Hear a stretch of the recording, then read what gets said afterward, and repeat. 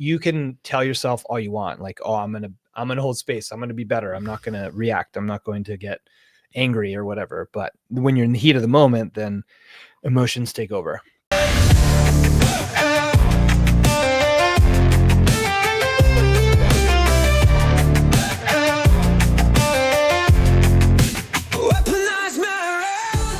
Hello and welcome to the Weaponized Marriage Podcast. I'm your host, Ryan Hewitt. I'm your host, Kendra Hewitt. And today we are going to talk about what the fuck is holding space.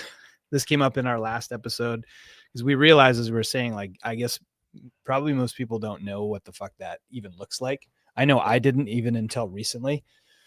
I guess conceptually you could understand it's like sitting there and listening and looking at your spouse in the face and acknowledging acknowledging what they say. I guess I'll start by saying, like, I always think about, I don't know if you guys have ever seen that YouTube episode. It was like a brilliant, I don't know if it was a commercial. It was just like a satire comedy. And this woman is sitting there on the couch and you see the back sides of both the man and the woman's head. And the woman's like, oh, it just like, it feels like something is just like stuck in my head, and it burns and it's giving me a headache. And then the camera pans over and the guy's looking at his wife and she's got a fucking nail stuck in her head. Right. and the guy's like, well, honey, like, you have a nail in your head. She's like, it's not about the nail. Just, you always do this. You always just want to fix things. And he's like, okay. And then she's like, thank you. It hurts so much. He's like, okay, honey. And I just like it. There's so much truth to that. She does actually have a nail in her head. Yeah. I mean, listen, like, guys, you guys have heard this, like, guys just want to fix things, right? We're very logical. We want to fix things when there's a problem, and women just want to sit there and bitch about them. It's like, listen to my feelings, listen to how it's affecting me, listen to all my problems. And like, guys aren't wired up to like do that, because we don't do that to each other. We don't sit there and like, we just troubleshoot, right? We just like, hey, let's figure this out. But women are very different. I've figured out, right? So women want to tell you about all of their feelings and emotions, and they have to just download all of it. They have to get it all out. And if you're not a willing participant tell us what you figured out, Ryan, to listen, then you end up getting in trouble. then you end up that's a very good description. Yeah. So you end up, I guess, being someone who isn't sensitive. You end up being someone who is not safe to talk to. You don't have like, you end up being reactive if you're trying to like, if you get worked up about it after you're sick of trying to help them and they're not listening. But what that does is it essentially just kills intimacy, is the whole thing. Mm-hmm. So, I mean, I'm still trying to practice this. It's definitely not a forte of mine, but one of the things that I'm getting better at is just holding space. And what that means is just sitting there and listening and receiving what Kendra is saying without being reactive. And reactive meaning like, I don't get emotional about it, even if it's something I don't like. Or take it personally. Yeah, well, that's kind of the same thing. When you take something personal, you get reactive about it, right? Defensive, yeah. Yeah, defensive and reactive. So, and that's not like a serious work in progress still. I don't know if anybody can relate to that, but not getting defensive, not getting reactive, like receiving whatever it is that you're saying. Maybe it's something about like our parenting, for example. Like, it's like, Lily is this way because, when you show up like this, or when you're doing that, and I just like sit there and receive it and then have like an adult discussion about it. That usually works pretty good. Right. So holding space really to me is just like, for me, not getting defensive, not getting reactive, and just like letting you talk. Does that make sense? I don't know why, but all I just thought of was like when Lily gets like really worked up and you're like, just chill out. And I have to correct you and say, Lily doesn't understand what chill out means, Ryan. Actually, that's something you should never say to any female. Calm down. She just followed by, why don't you calm down? Why don't you just calm down?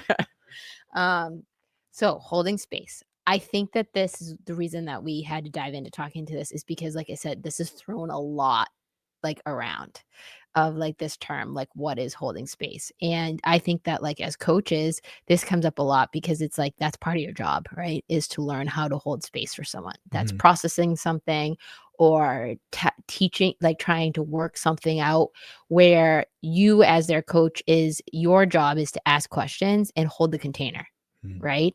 And then hold the space for them to be safe in the container.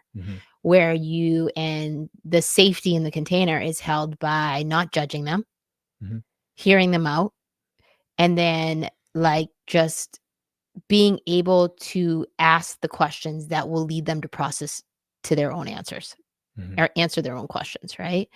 It's not you telling them your opinion. It's not you trying to fix their problem, which I think a lot of people that are coaches, that's a real, well, that's different. That's like, not coaching. That's consulting. That's different, right? It's like consulting. Yeah, exactly. Perfect. There's a difference between coaching and consulting. Perfect.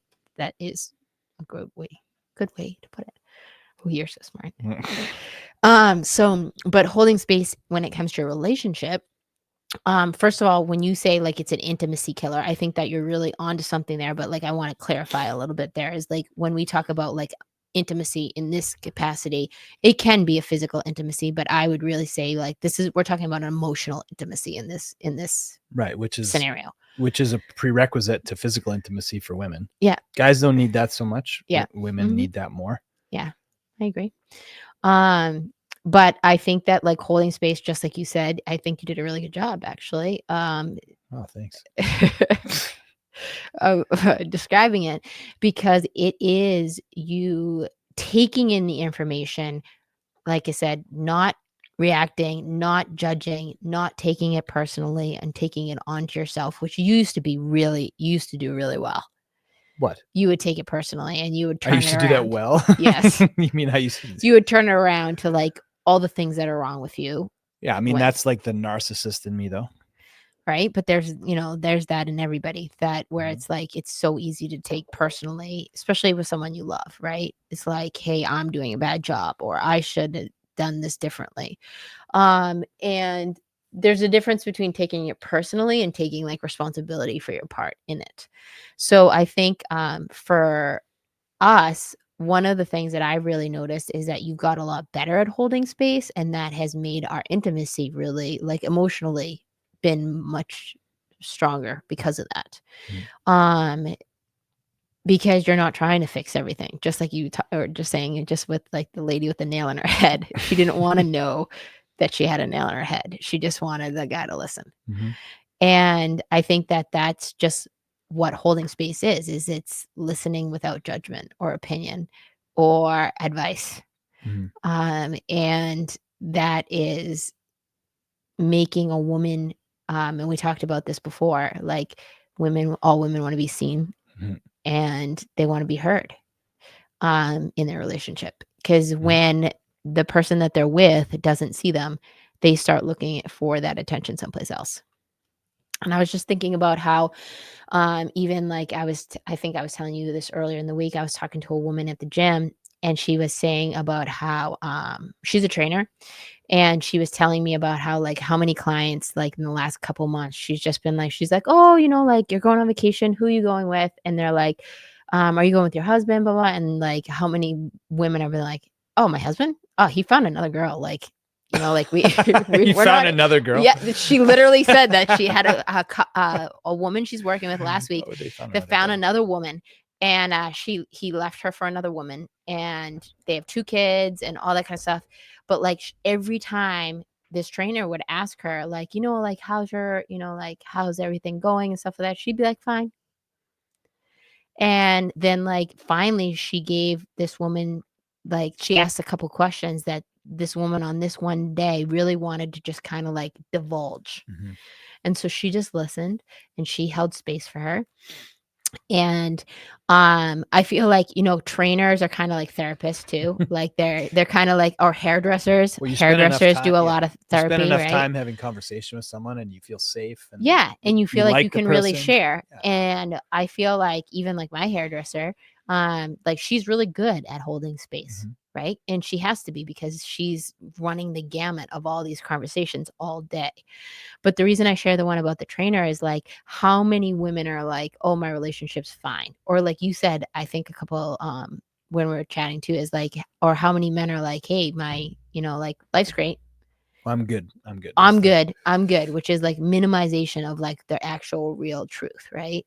So I think that just really holding space is giving someone that freedom to really tell you the truth of where they are at instead of sugarcoating it, making it sound better, or minimizing it with I'm fine or I'm good. And then next thing you know, the woman's husband's off with some other girl and she's getting divorced. Well, or how about this one is like someone finally decides that they're going to tell you something meaningful, and then you just you minimize it for them or you brush it away. Right? Like yeah. Oh, whatever you like, look at the bright side, or oh, at least this, or right away you try to relate to them and say like, oh yeah, well, I had that happen to me too, right? And yeah, you try to do the make them feel yeah, good. build rapport, relate to them. Yeah. Yeah. Yeah, I think that's really common too. Why don't you role play it? Role play what? Holding space? Yeah. About what? I don't know. You tell me. What's something that you want to tell me? I don't know. I don't have an example right now. No. I thought it would be good if you could actually like role play it. Then people can okay, then if it's your idea, you I'll be the holding space person. You do the role play. Something you need to tell me. No, there wasn't anything I need to tell you, but I could make something up. All right. No. All right, scratch that idea then. Yeah. Sorry, I put you on the spot. You just broke my train of thought. So now I'm like, where am I going with this? Well, I just think like it would be helpful if we could hear like a real authentic conversation of like holding space. I think that too is that like along the lines of holding space. I don't know why this is like popping into my head now too, but also like knowing how to fight fair. Right? Like I think they kind of in some capacities they go hand in hand. Is like it takes a special skill set of practice to like really be able to hold space. I think especially for like when it's heated, especially because when emotions get out of control, then like you can tell yourself all you want, like, oh, I'm gonna hold space, I'm gonna be better, I'm not gonna react, I'm not going to get angry or whatever. But when you're in the heat of the moment, then emotions take over, right? And then like you said, then the fighting isn't so fair. Right. Yeah. When you're like trying to blame the other person or you're getting reactive and try to turn it around. And I think that's like, I was just having this conversation with my brother a couple of weeks ago about like learning how to fight fair.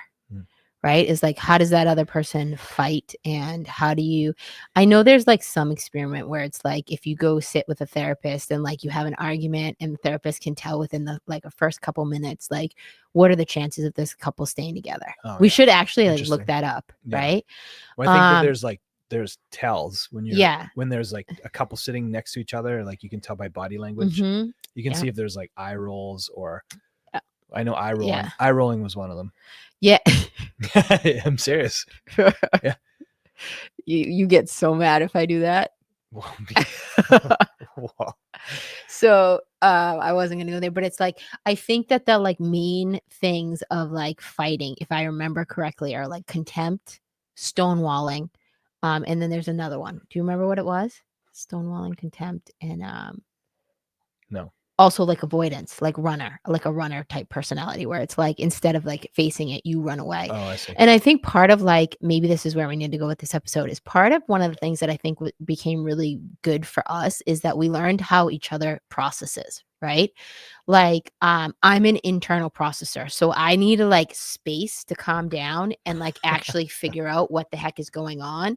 Because like we've had many an argument where I'm like halfway through the argument now, like let's say I'm redlining and I'm like really, really mad, but then I'll come to this moment, I'm like, what the fuck are we arguing about? How did this start? Yeah, it's not going anywhere good if you don't remember. And I think that a lot of our relationship, like we used to, if we had a fight, it would be like 2 weeks before we settled it. Yeah. Right.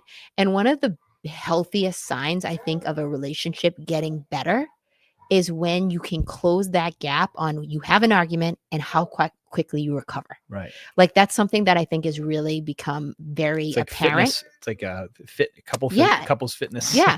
Right. It's like you want to know, like even in a workout, like you want to decrease that recovery time, right? Like, and where it's like you can do a sprint and then you can rest for a shorter period of time. Huckleberry Hound. Huck's not happy. Get over here. He doesn't like when we fight, for sure. He hides under the bed. He hides under the bed. Get over here. You want to talk? You have something to say about this? Yeah. So I think that what's really like critical is knowing how each other fights in your marriage. And it's like I prefer to be like a runner. Like I'm like, I want to run away and I want my time to process, and you are a pursuer. Really? Yes. You are persistent. Yes. As you are the most persistent person I know. Let's put it that way. Yeah. Well, I want it. Well, that's the thing. I want it resolved now. Yes. I don't want it later. So, but here's a problem. When this argument starts at midnight and we need to go to bed because we get up at 5:30. It doesn't start at midnight. Like, it starts or it's still going at midnight. Yeah, it's still going. Right? Is like, what are our rules for like how do we couch it? How do we put it to bed? And like, I think that has been something that we used to have a blowout fight up until recently. At least I would say like once a month. Yeah. It's been a while. We're due. Knock on wood. Well, hopefully that means there's progress. But I think we've made a lot of progress in understanding how each other fights. And that also has a lot to do with holding space. Well, yeah, if you're able to hold space and you're able to like have an adult conversation, I like to call it, then usually it doesn't redline and end up like, and then all of a sudden you're fighting about things that aren't the initial topic or argument, right? Then it's like, oh, well, all these things that I don't appreciate or like that you've done recently, and it all comes out, right? And then that's not fighting fair, because then it's like, well, we're not talking about that. Yeah. We're talking about the thing that we originally were having a disagreement about. Yeah. And then you're down a whole other rabbit hole, right? Because you're usually fighting about something that actually isn't related, but you made it related. So how do you get out of that then? I think, like I said, first step is knowing is like, hey, how does my significant other like to fight? Right. Right. Like what? So I'm a pursuer. So how do you fix that? I call you the honey badger, right? Like when it's like you are constantly chasing me. Honey badger don't care. Yeah. And I've got really good at saying like, Ryan, this isn't going to get solved right now. Yeah. And I need time or space to kind of process what the heck is going on. And then I'll come back to it. Favorite, yeah. Yep. And it really, you don't like that. Nope. But you've learned to be better about it for sure. And then what have you learned about how I like to fight? How you like to fight? Well, like you said, you like to shut down, right? So you shut down, and then when you shut down, then I start just saying more and more irritating shit, so you blow up. So then I finally get your train of thought out of your mouth, which I don't like ever. And then we end up fighting, and then you either run away or you tell me finally, like, we're going to handle this later. This can't happen now. Right. I think, well, Steven kind of gave us some guardrails before. Was like, listen, if it's like, late and Lily's got to go to bed, or you have a big day tomorrow and it's bedtime, just agree that you're going to revisit at a certain time the next day. So because what I don't like is like, well, when is it going to get fixed then? Like, when is it going to happen? When are we going to fix it? And you're off until we fix it. Yeah. So just agreeing that you're going to get together like tomorrow at this time, and we'll continue the discussion. And a lot of times, like, you need that time to diffuse some of the emotion too. When you're able to diffuse the emotion, then you can take some of the heat off of it and usually have a more rational discussion. Right. Because when you're in the heat of it, like, nothing good ever happens there. Like, you don't ever fix it when you're both like all riled up and, ready to slap each other in the face. I think one thing that really stands out on fighting to me was, remember when we did that marriage course and they talked about how like in visualizing like a bubble in between you. Like, I'm a very visual person, and they had this image of two people sitting on a couch, and then this bubble was the argument that they were having in between them, remember? And they were like, visualize taking the bubble instead of in between you and putting it out in front of you. Right. And that for me, that one really worked, that visual of like, and I do sometimes think about it as like when we're in the argument, I try to get myself out of like the actual situation and put it in front of me, because then you're moving towards solving it rather than like, if it's behind you, you're moving away from it. Right. And, or if it's in between you, it's distancing you from each other. Okay. So I think that is another one that I find is really, really helpful is to visualize my spouse as like a little kid. And Ryan doesn't like this one, but this one has been so helpful, and I feel like very accurate at times, where I'll visualize him like as like a little boy totally throwing a tantrum, and it kind of breaks my state enough to just be like, wow, this is a, like, you know, like if you've ever been in a, like in the middle of a toddler tantrum when you have no idea what they're wailing or like complaining about or what they're crying about.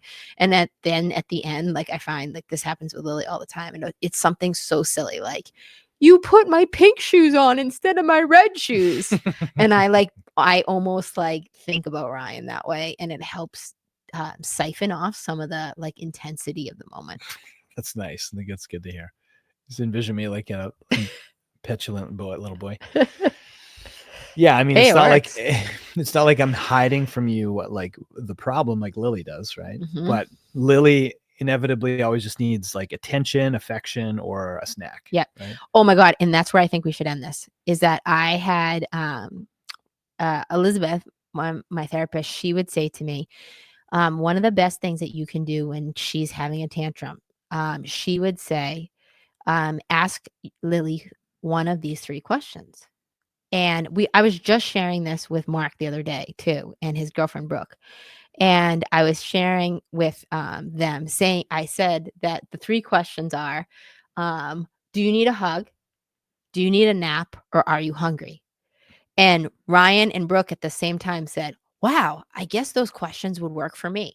So if all else fails, yeah, but for in the middle of a tantrum, yeah, but for men, it's like, do you need sex? Do you need a snack? Or do you need sleep?